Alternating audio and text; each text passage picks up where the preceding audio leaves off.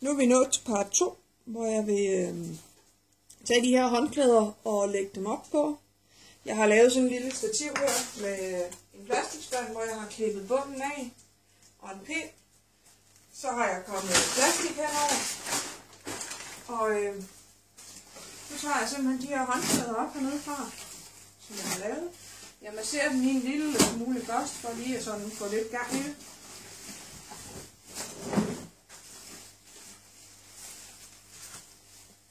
Så tager jeg den stille og roligt, lægger den henover. Finder der, hvor jeg måske synes midten er, men man kan også få en lang forside og en lang kort bagside, hvis det er det, man vil have.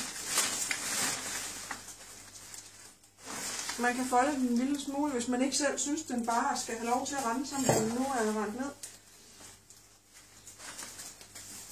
Jeg lader den en lille smule i bunden, for at være sikker på, at den nu er glat. Og så får den sådan set bare lov til at hænge og tørre godt og grundigt i minimum et døgn til 2 døgn, før I kan begynde at rykke den. Det er det eneste, jeg kan sige. Enten at sådan der ser den ud. Prøv det. Det er sjovt.